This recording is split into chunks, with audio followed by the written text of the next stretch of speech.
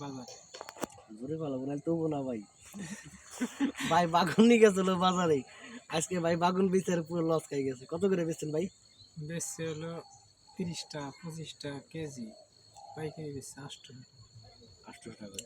বেশি খরচ উঠতে লাগছে কষ্ট বর্তমান কষ্ট সার পানির দাম বেশি বর্তমানে মনে করেন যে কৃষিকাজ করাটা একটা ঝামেলা যতদিন পর্যন্ত এই সারের দাম কৃষিকাজের ঝামেলা হলো প্রথম হলো চালান দিতে হয় তারপরে মাঠে কোনো আসবো কি না আসবো এটা হলো আল্লাহ ভালো জানেন না আসলে লস খাইলো কৃষক তারপরে কীটনাশক সারের যে দাম অতিরিক্ত দেশভর সিন্ডিকেট চলে পুরো দেশ ভরে চলে সিন্ডিকেট ভালো শাকসবজি আমরা কেমনে খাবো ঠিক মতো সার পানি না দেওয়া পারলে পরে বাইরে আর কোনো শাকসবজি আছে নাকি না আমরা তো বেগুনি খিরিতে তো এবার মার খাইছেন খিরিতে মার খাইছি চালানি তো নেই খিরিতে চালানোর নাই কয় কাটা লাগাইছিলেন 4 কাটা না 4 কাটা ধরেই মারের তো সারবনির দাম এরকম হইলি বলতে বীজ এই যে বীজের ওরা কিন্তু সিন্ডিকেট হলো এটা কিন্তু একটা কঠিন সিন্ডিকেট হয়েছে এটা কিন্তু আপনাকে আমাকে দেয় নাই এটা একটা সিন্ডিকেট ছাড়া আর কিচ্ছু না বছর বছর থাকে